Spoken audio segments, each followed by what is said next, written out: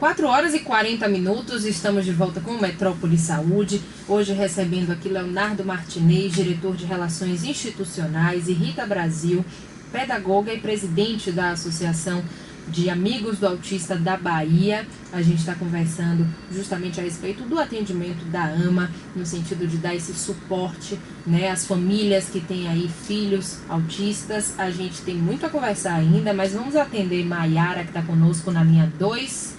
Antes disso, tem aqui a pergunta de Ricardo Porto.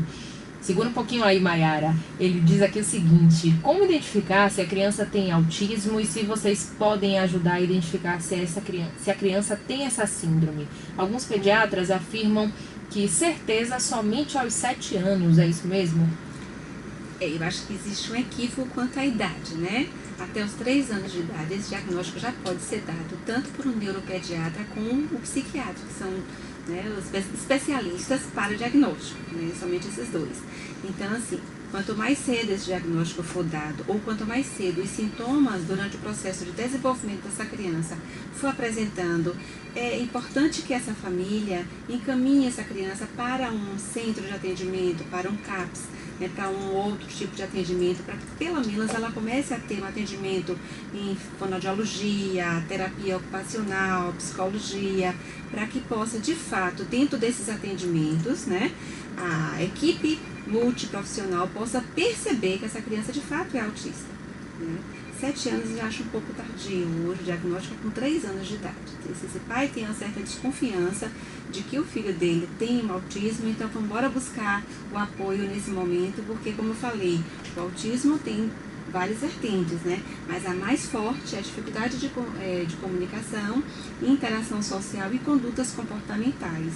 A criança, muitas vezes, no processo de desenvolvimento de sua linguagem, essa linguagem não vem, essa criança não balbucia, ou quando ela chega a falar, ela fala as palavras completas, repetindo várias vezes a mesma palavra. Então, assim, se com um ano e 3 meses, há 4 meses, 5 meses, essa criança não desenvolve a linguagem, corra para um fonoaudiólogo para poder já pedir um apoio a ele, não para diagnóstico, mas para saber se tem outros sintomas associados a essa condição, para que ele possa fazer encaminhamento para neuro ou para um psiquiatra para o diagnóstico. Perfeito. Um recado, né? Assim, eu, na condição de pai de autista, porque eu não sou médico, mas assim, um conselho que eu sempre termino aqui, nós temos um contato muito frequente, né, com os profissionais da área de saúde, e todos eles são unânimes em dizer o seguinte: na dúvida, procure orientação, procure um médico para iniciar o tratamento o mais precoce possível, porque nós temos que ter preocupação com prognóstico, né, e não com diagnóstico. Então, assim, a Lei 12.764, que é a lei que trata exclusivamente do autismo, ele dá esse direito tanto do diagnóstico quanto da intervenção precoce, que traz uma mudança significativa para a vida daquele cidadão. Então, se ele for autista, essa intervenção precoce dará muitos ganhos, né, Rita? E se não for, não tem problema, ele vai ser avaliado, ele vai ser submetido a terapias que não são terapias invasivas, muito pelo contrário, elas só fazem melhorar o desenvolvimento da criança. Perfeito. A gente pode falar um pouquinho, Rita, a respeito, né, de como é a condução desse tratamento lá junto a vocês da AMA, quais são aí as principais, né, atividades, como é que vocês conduzem aí esses alunos de vocês, digamos assim?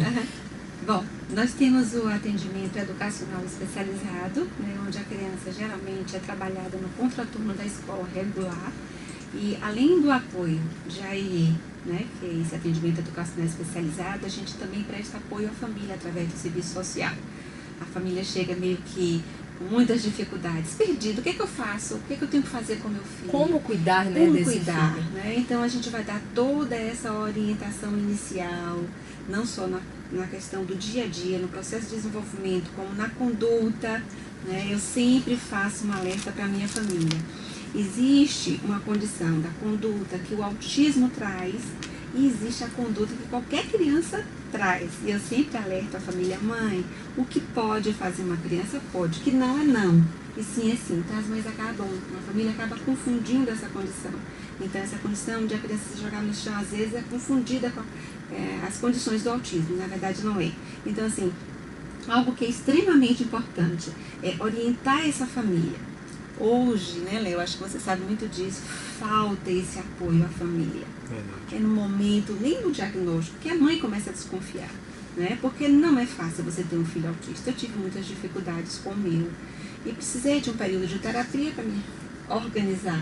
E essa terapia me ajudou hoje a manter esse trabalho que eu tenho e fortalecer o meu vínculo com o meu filho, né, de todas as condutas que ele tinha. Meu filho era muito agressivo, ele batia, esticava o cabelo, mordia, e hoje, graças a Deus, graças à terapia, eu tive condições de dar a volta por cima, ele é muito tranquilo na condição dele, né? Então, assim, essa família precisa desse apoio que eu tive. Se todas tivessem, os nossos meninos hoje também estariam numa condição muito diferenciada, na verdade, ganharia um bom tempo pela frente, inclusive no processo de inclusão, né? A palavra-chave é amor, né, Rita? Que é o nosso primeiro pensamento do dia é amar, né? Amar essas pessoas que estão lá, que precisam da ajuda da gente. E eu quero dar um recado para as pessoas, na verdade, assim, meu filho hoje tem 13 anos, mas ele teve a fase de morder na escola, de apertar, de agredir entre aspas, porque isso não é agressão, na verdade isso é um transtorno sensorial, né? É a falta da comunicação, e muitas vezes eles expressam isso de maneira que termina machucando o coleguinha. E eu quero dizer para os pais que às vezes de filhos neurotípicos, né, que pra gente, né, pais de crianças autistas, morder é tão doloroso quanto ser mordido. O constrangimento da gente que tem um filho que recebe um recadinho e às vezes o pai, a outra família não entende que aquela criança é uma criança autista, que é uma necessidade, é uma diferença, né? É uma questão patológica, vamos dizer assim. Não é por falta de educação. Muitos autistas são confundidos com crianças mal educadas. E isso é uma condição que a sociedade precisa compreender, entender essa diferença.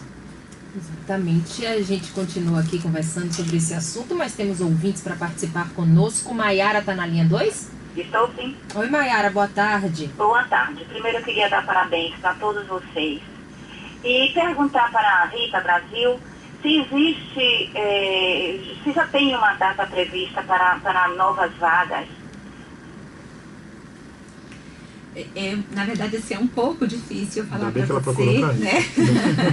sobre a questão de novas vagas, né?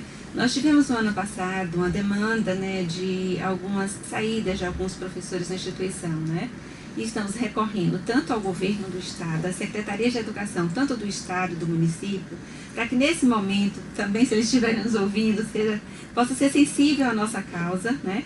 Para que possa estar liberando um número maior de professores, para que a gente possa atender a esse público da forma como de fato a gente quer.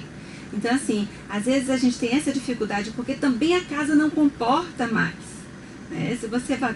A gente fez até uma organização melhorzinha agora esse ano, né, Léo? A gente conseguiu, né, fazer uma pintura, melhorar um pouco a estrutura da instituição. A gente funciona numa casa alugada, os nossos custos mensais é muito alto. Então, assim, a gente fica sem saber o que fazer, porque já fizemos vários puxadinhos na instituição. Só que nós precisamos, né, também um alerta para que a gente possa buscar isso através da sociedade, através dos nossos governantes, que também nos apoiem, nos ajude, porque a construção da nossa sede vai ampliar o nosso atendimento. É uma sede imensa, porque assim, a AMA fortalece muito, além de todos os atendimentos do social, a gente tem a psicomotricidade, a gente tem a educação física, a gente tem atividade de música, a gente tem atendimento, a gente tem uma parceria com a Faculdade Baiana de Medicina, nós temos profissionais na área médica que atuam lá dentro e que ajudam todo esse processo nosso, mas também a gente precisa ampliar esse nosso atendimento, e se a gente não conseguir ampliar, fica difícil, porque a casa ficou pequena para a quantidade de alunos que a gente tem. E a gente tem um número grande, são 208. Né? Eu comecei com 4 autistas. Eu jamais poderia imaginar que hoje eu estava com 208 e uma fila de espera de 600 crianças. E eu fico muito constrangida, porque eu também sou mãe de um, e eu sei o que é bater numa porta e não encontrar uma vaga. Meu filho foi recusado em várias escolas. Meu filho passou por várias escolas especiais onde eu procurei vaga e não encontrei. Eu recebi vários nãos. E quando eu tenho que falar com a mãe, gente, vamos aguardar, nós vamos colocar aqui o nome de vocês na lista de espera. Eu sofro junto com elas, porque é a minha história que está se repetindo ali. Só que assim, eu tive a oportunidade de poder conseguir realizar esse trabalho, né, que foi um grupo de pais, né, junto comigo. A gente conseguiu realizar esse trabalho, mas quando eu não consigo dar conta, isso me angustia, porque a lista de espera é muito grande, gente. Eu não quero com que a nossa criança se prejudique tanto. Então, para mim, Stephanie, é uma oportunidade de estar pedindo ao secretário de Educação do município, pedindo ao secretário de Educação do Estado, que tenha um olhar, apesar de toda a ajuda, nós somos eternamente agradecidos a eles, porque sem a ajuda deles, a AMA hoje não existiria. Mas ter um olhar diferenciado para quem faz um trabalho tão específico, tão bonito na área da pedagogia e em várias áreas também da área da saúde, mas porque assim, para o autista, eu vou ser bem clara hoje, para um autista, para que ele possa ter uma inserção melhor numa escola, um atendimento de 30 minutos não funciona. Não funciona.